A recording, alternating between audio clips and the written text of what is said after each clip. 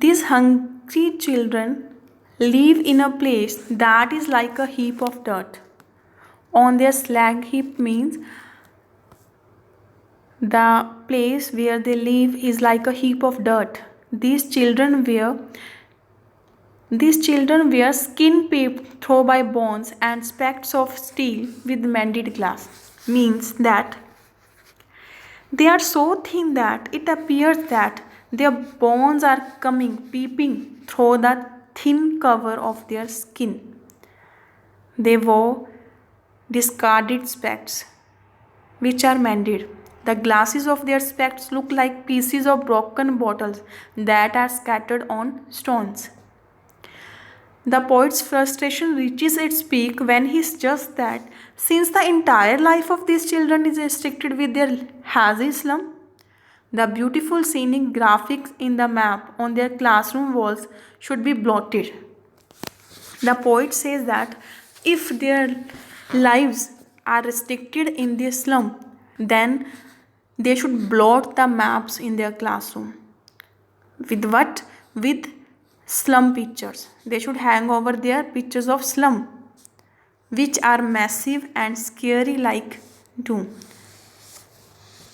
which are so much fearful like doom. So here the poet compare the slums with doom because life here is worse than death, because life of a slum is also more worse than a death.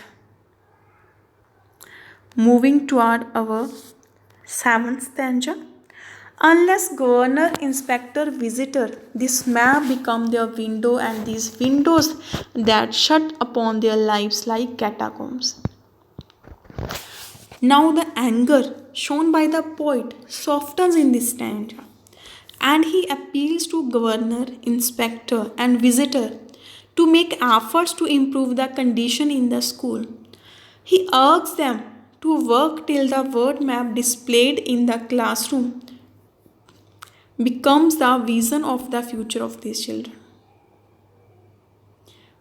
In this stanza, the poet appeals to governor, inspector, and visitor that the map hanged in their classroom should become the vision of their future for these children.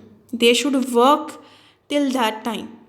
He wants the foggy window that shut their lives and hopes like catacombs to break, and the windows of their classroom, which are shutting their leaves like catacombs, should be break down. Here, catacomb means a cemetery-like spaces, which is compared to slums here. Now we will move towards our last stanza. Break, oh break, open till they break the town, and show the children to green fields and make their word run as your own gold sands, and let their tongues run naked into books, the white and green leaves open, history there whose language is the sun. The poet also wants to change the dirty town where these children are living. He wants that this dirty town to be dismantled and should lead the children to vast green fields. The poet hopes that the political will of authorities will break all those barriers that keep away true education from these children. The slum children must be given freedom to make their own words and experience joy like running under the blue sky on golden sand. They should be allowed to read freely from books as well as learn from the nature. Run azure on gold sand and let their tongues run naked into books. The white and green leaves open means that they should be allowed to read freely from books as well as learn from nature too.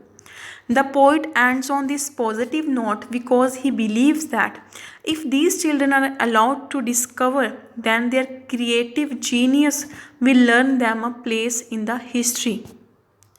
It means that if these children get a chance to learn from books, to learn from nature, they will make their own history. And their language is the sun. So here sun is the symbol of grace and light of God. Here it is refers to the light of education. The poet strongly feels that it is the education alone who can transform their world. So these are the explanation of the stanzas. I hope this poem is clear to all of you. So thank you and have a wonderful day to all of you.